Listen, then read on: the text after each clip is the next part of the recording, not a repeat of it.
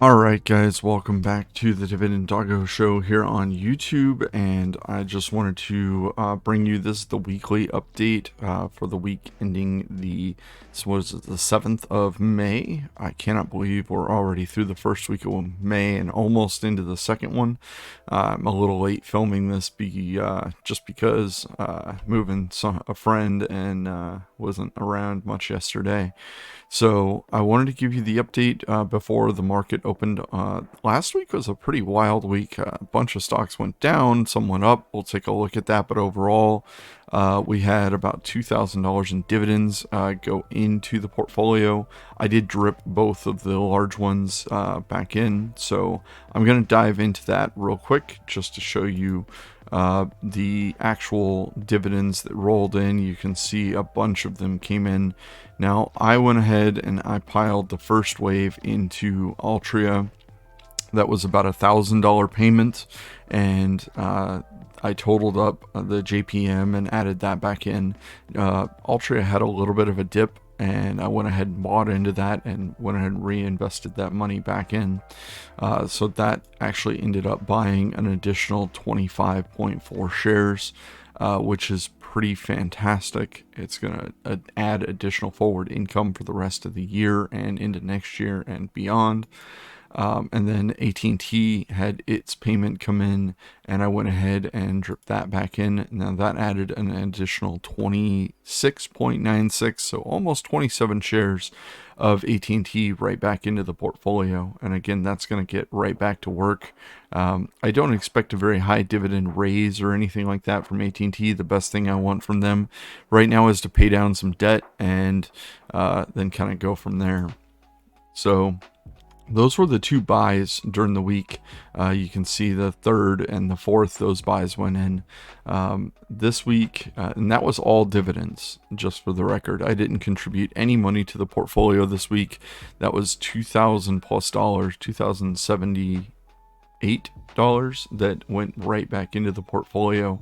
That is really the magic of dividend investing, is if you've got something that comes up or you need to make a move or help somebody, use your money, donate it, do whatever you're going to do with your funds, you've always got your dividends working for you in the background, which is absolutely amazing.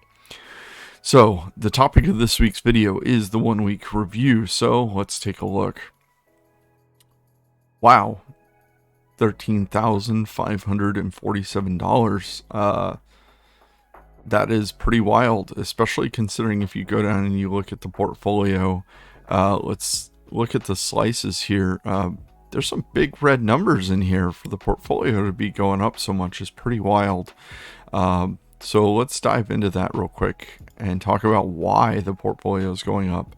I have a very large chunk of money in AbbVie. I bought into them, and they're right around, what was it, $84.94 when I started piling money in. It was a little cheaper. I had added some over the past few months, and I reinvested their dividend back in. But overall, you can see they had a stellar week. They had an amazing earnings call. They're earning more money than they expected, which has caused the stock to bump up just slightly this week. It did end down a little bit on Friday, but overall, you can see that's a pretty massive gain. I am holding 1,040 shares of this stock. It has its dividend payment come in just a little over a week. So you'll see that dividend payment come in. I am not 100% sure if I want to roll this dividend into it again, or if I just want to take that and roll it into something else, which is likely what I'm going to do. But overall, both Johnson & Johnson and AbbVie, if you had a lot of money in Johnson & Johnson, you were doing really well this week as well. They both were pulling up there and keeping that portfolio looking very green. So in the consumer pie, obviously, Mo had a lot of people throwing their dividends back in, and it climbed right back up this week.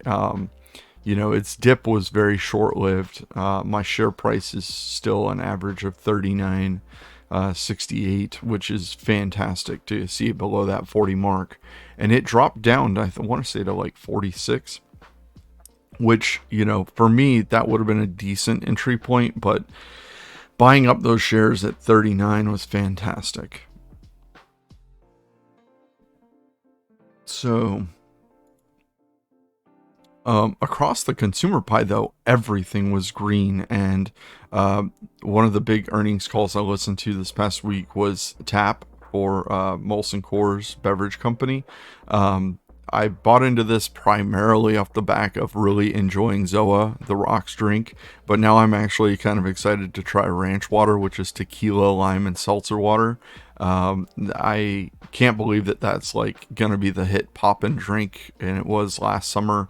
It's going to be a great summer drink. I can't wait to get a try that and see that performance has been phenomenal for this stock, though. I kind of wish I had put a little bit more into it. I only bought 30 shares and it's already moving up pretty significantly there at an 8.3 money weighted average return. I did add Lowe's a few weeks ago, and that is climbing up. I kind of wish I had added more at the time. Home Depot, again, just keeps pushing for the ceiling. It's absolutely amazing to watch those stocks growing, bringing that consumer pie up almost $4,000 for the week. Now, the big one, I know so many people have asked me this question. Oh my God, VST, it's calmed down too much. You told it to calm down for like 3 months straight, and it calmed down a lot. Can you stop telling it to calm down? Yeah, I mean, everyone who listened to the prior call, like a week and a half ago, knew that this earnings call wasn't going to be good. They knew that the actual totals were going to be in for the damage done from the winter storm Uri. Am I worried about this position hovering between $16 and $15? Because it did dip down into the 15, like 60 range, I think, or lower throughout the course of the week. Am I really worried about it going down that much? Not really. This wasn't a pop and lock it down stock where you were buying it just to, then trade it away in a few weeks. This was a purchase that was meant for a long-term buy and hold play. Obviously, M1 Finance is not a good platform for day trading. And as you can see, my average share price was $18.45. So if you were to buy this stock today, which I'm not saying you should know that it has risks. All stocks do. However, the one-time charges that they're eating for their customers literally put multiple other energy providers out of business and bankrupted them. Vistra had a great core balance sheet, has phenomenal cash flows, and they'll put this behind them within 1 year. They've said it multiple times throughout the course of the last two calls that they've had, that this is a one-time charge. They're putting emphasis on making sure that they've got more natural gas supply. They're making sure that they've got the weatherproofing in place. They're putting more money into making sure that they've got all of their infrastructure going and weatherized. It's going to be a solid play. It's just going to take time. And if you're not into long-term investing, this is definitely not a stock you should be looking at or purchasing. Now, that being said, obviously, I like the stock at $18.45. I was buying the stock in the 20s. So I like it now more than ever. This isn't about seeing capital gains for me. This is about dividend growth. And they've done exactly that. They gave you an 11% raise knowing that they were going to offset 1.6 or more billion dollars in cost. And they had a plan going forward. Now, I expect them to pivot from that plan slightly. I'm not expecting to get an 11% raise from Vistra next year at the beginning of the year. I would expect to get maybe 6%, 5%, somewhere in there. And we'll see in 8 months if that holds true. If they're able to get their cash flow back up and balance out everything to do with this, then honestly, they might still do a pretty solid dividend raise to reward the shareholders, because they were going to do massive share buybacks this year, and they did a chunk of them early on in the year. So you're getting some value there, but they're not going to finish that program the way that they had planned to because of offsetting the balance of the winter storm. So that's pretty much what I have to say on Vistra. It's a hold. I don't think I'm gonna reinvest the dividends into it. I might just lowering my cost basis. That comes around in June, and they did announce that the dividend is staying solid. They're keeping it where it is. They're not cutting the dividend. They're not doing anything that would make me want to sell the stock, and especially at a loss.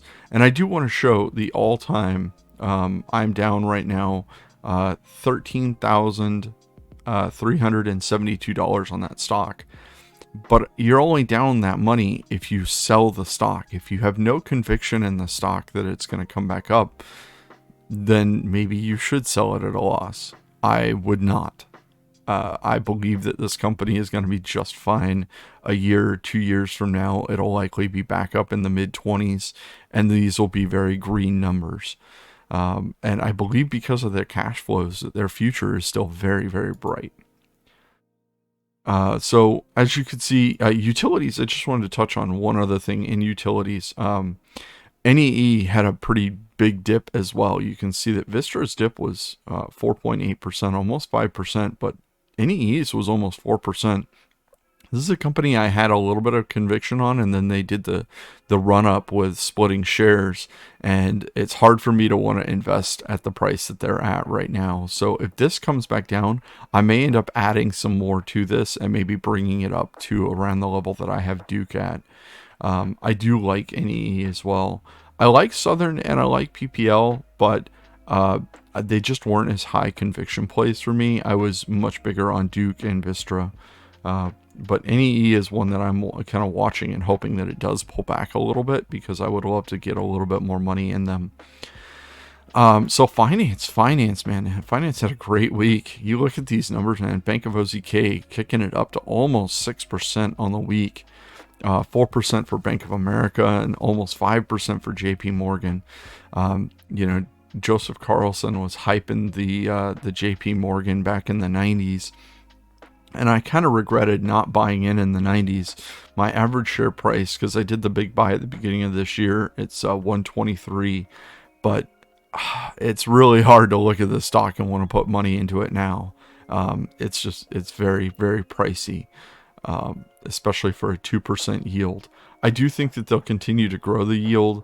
I think there are better places for me to allocate my money than JPM right now. But I would like to get a little bit more in OZK, probably not much more. They've jumped up, almost 30% from where I was putting money into the stock, but they're continuing to grow. I'm really impressed with the numbers that the financial sector is putting out. Overall, they've done very, very, very well. So I want to go into industrials real quick. I've been asked several times about CIX. All right, so as you can see, the stock has grown significantly. Now, this is the all-time view of the stock, and the reason I'm showing you this is because this stock, when I bought it, was only $15 a share, and now it's $23. I might deleverage some from the stock and take my initial investment out and leave the rest. I just kind of want to wait and see what it does over the next couple months, because it trades a very small volume. I've only held this for 1 quarter, so I would be eating capital gains tax, or much higher than I would be doing ordinary income tax if I was to sell, because I haven't held it long enough to do the capital gains. So that's a risk with this stock. But if you look at 1 week, I mean, it's up $4,000 on the week, which is so strong. It's really, really hard to look at the stock and not be like, wow. It's trading at a fairly high PE ratio. It does still have all of the reasons why I bought into it in the first place. I would not be buying the stock at 23. I wouldn't even reinvest the dividend at 23. It's just too far out of the comfort zone for me. I think there are better value plays with higher dividend yields that we can work on. But this growth is hard to look at and argue against. I mean, a 90 or 80, 87.97 on the market gains, and it has paid out a dividend wave, and will pay out another one coming up, I believe, in just about a month.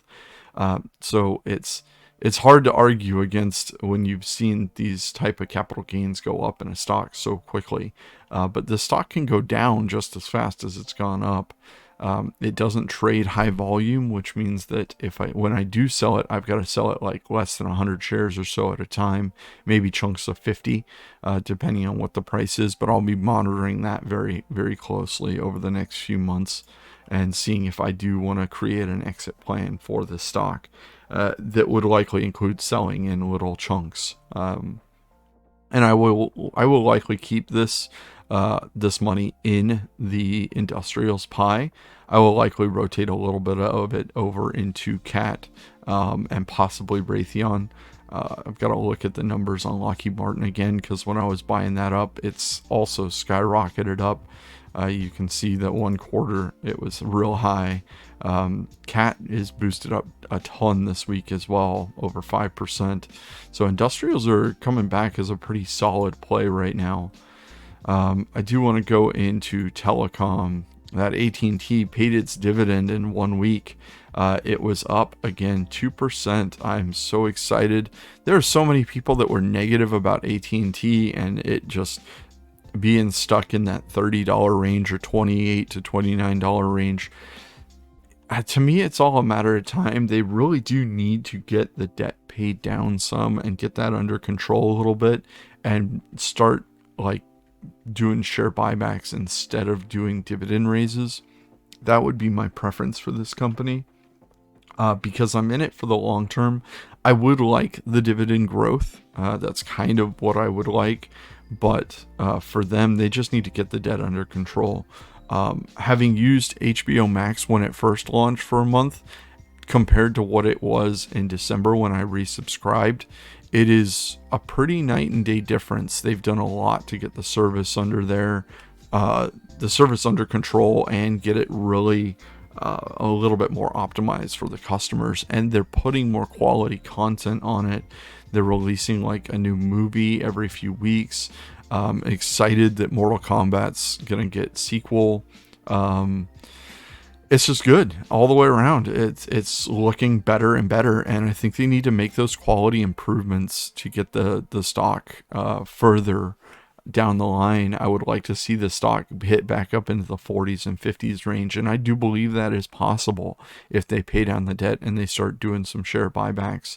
But it's a long-term thing. I think it's going to take them 5 years or more to really start activating a plan like that.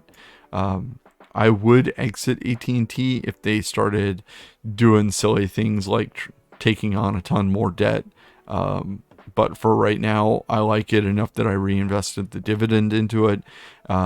We'll see how that kind of goes. Now, the other red in the portfolio for the week, real estate holdings were hit a little bit. ABR trying to benchmark the portfolio and, bench press it up and keep it going in the green. I really do wish I had put more in ABR, but I voted for more store capital, and I hold store capital and O in a tax sheltered account as well. So these aren't even the totals of those that I hold. They're a little bit higher than this. I think I've got about 20,000 in them in that account. So my totals are somewhere just under 37 grand, I believe, in just these two stocks, which is a significant chunk of money. So I'm not really looking at REITs right now as a play for me. The only REIT that I would buy into is in my monthly pie, which I keep it there because I was mainly looking at these as plays that I could go off of just for monthly income. When I originally set up the portfolio, I didn't segregate out Stag, but Stag is one of those that I kind of wish that I had put a little bit more money into, because one of their biggest clients is Amazon. They're an industrial holding that basically does storage facilities and all kinds of different things for industrial companies. So Stag is one of those that I kind of wish I had added a little bit more to. And it really should live in this real estate pie with O. There's just not an easy way to transfer it with M1. Once you kind of set everything up, it's kind of a pain to transfer it. I know that you can transfer over selections. It's just not even worth my time to worry about it. Energy was up on the week. VLO was up 8.83%. This was a stock pick that a few people kind of were like, what are you doing when I bought into this? Because I originally bought into this back in June. Yeah, I bought into this, started buying this up in June and June of last year. And it was at a relatively high point there. And then it just kind of took off in November and started going back up with the oil demand rising again. I was really worried about this because it was red for quite a while, and oil is definitely on the rebound. This pays a fairly hefty dividend yield at 4.75%. If you were to buy it at 80, obviously this is like closer to 5.5%, 6% for me on yield, just due to the price I got it at 61.91. I don't know that I would really want to put a whole lot more into the energy sector. I think for me, leaving it around 20 grand right now is fine. I do think that Chevron is probably the Chevron or VLO. Those are probably would be my two picks if I was going to add more money into them. If you were to buy Chevron today, you'd only be getting a yield of 4.64%. But those are the two relatively decent sized players in the oil space. Those would be my two picks going into if I was to reinvest money into them. Tech, I did a little Microsoft buy.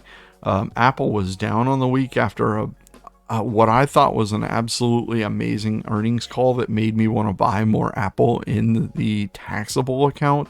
We already hold a significant chunk of our 401k accounts in Apple via index funds. Both of our top money-weighted index funds have, I believe, 4 and 5% Apple.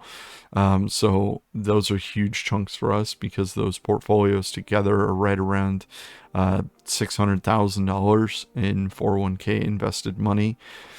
But I do believe that Apple's got a bright future, and the stock as it's going down this week, the company everyone has to know that, like, you have to go and listen to those earnings calls, because if you're selling out of Apple because of something that was in the earnings call, I would love for you to comment below and let me know why you sold Apple on the earnings call, because they announced that they were going to buy back like $90 billion worth of shares, which is going to at least stabilize the price some over the next year. But you're gaining more overall equity just by holding.